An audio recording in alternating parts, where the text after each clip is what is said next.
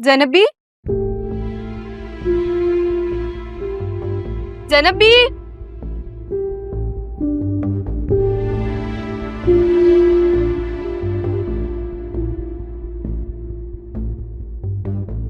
ज़ैनबी,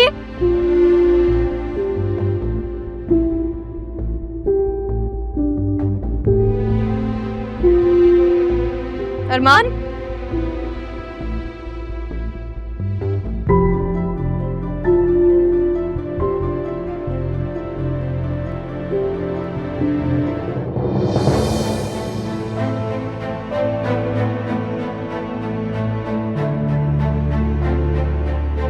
मुझे यकीन है कि तुम यहाँ जरूर आओगी, नाराज होकर नाराजगी दिखाने, मगर ये देखने से पहले मैं अपनी माँ के साथ यहाँ से जा चुका हूँ।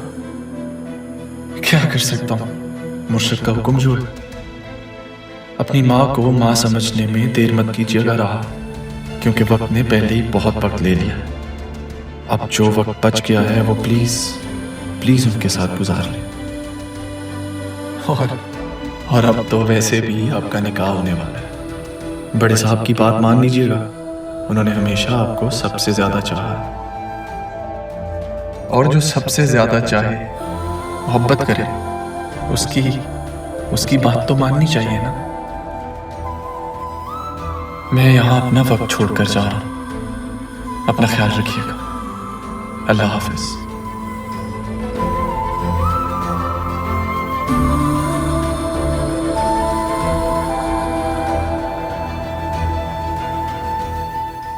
सिकंदर को लास्ट स्टेज कैंसर था जब उसने तुमसे शादी की थी, और मैं उसकी शादी नहीं करना चाहती थी। मुझे लगता था कि उस लड़के के साथ ज्यादती कर दूंगी ऐसा करके। ज़ैनब, मैं तुमसे शर्मिंदा हूं, मैंने फिर भी तुम्हारे साथ ज्यादती कर दी।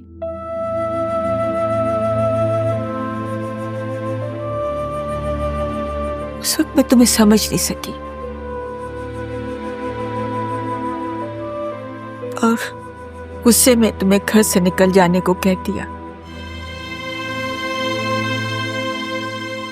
और तुमने भी मेरा हुक्म मानकर बिना कुछ कहे घर से निकल गए, घर छोड़ दिया।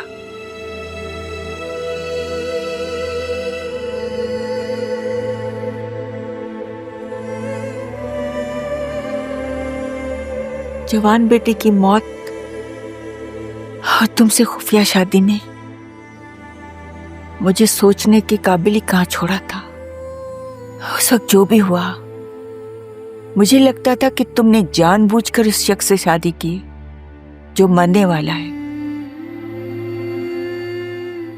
तुम्हें निकाल देने के सालों के बाद जब हम वो शहर छोड़ने लगे तो मुझे सिकंदर के सामान से एक डायरी मिली। तब मुझे अंदाजा हुआ कि मैंने तुम्हारे साथ बहुत ज्यादती कर दी।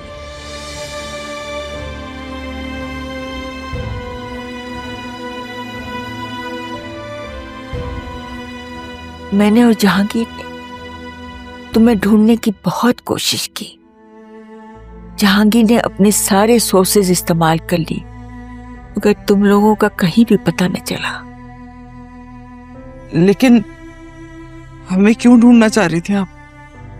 तुमसे माफी मांगने के लिए और तुम्हें अपनी बहू तस्लीम करने के लिए।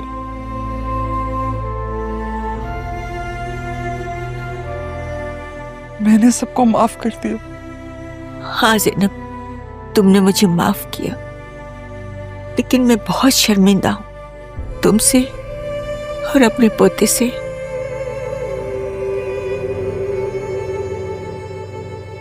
मेरे लिए ये बहुत मुश्किल मरहला है।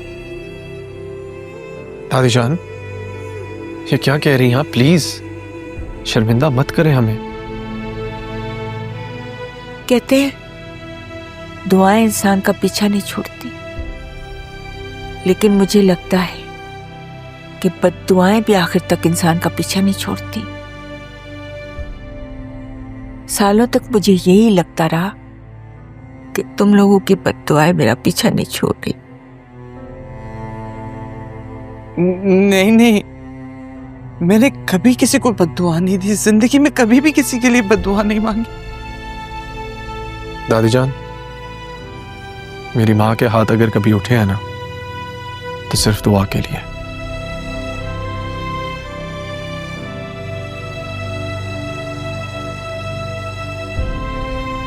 तुम प्रेग्नेंट थी, सिकंदर ने मुझे बता भी दिया था, लेकिन मैंने अपने गुस्से और अना में तुम्हें और तुम्हारे होने वाले बच्चे को बेघर कर दिया। लेकिन खुदा की शान देखो, इतनी बड़ी जायदाद का वारिस भी मुझे तुम्ही से मिला।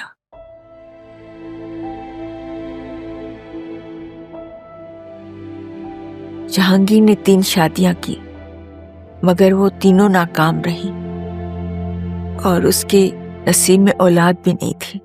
इसीलिए मैं तुम लोगों को तलाश कर रही थी।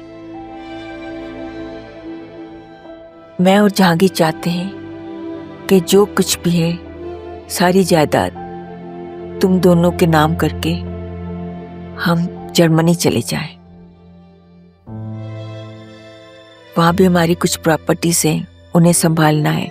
यहाँ तो हम एक प्रॉपर्टी के मसले के सिलसिले में आए थे और देखो, खुदा की शान, तुम दोनों मुझे मिल गए।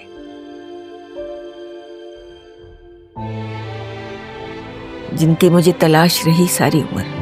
कुदरत ने तो हमें मिला दिया, लेकिन एक बार फिर आप मेरे और अपने पोते के साथ ज्यादती कर रही हैं। आपको नहीं लगता कि आपको यहां से जाना नहीं चाहिए? आपके पोते का भी हक है कि वो आपके साथ रहे।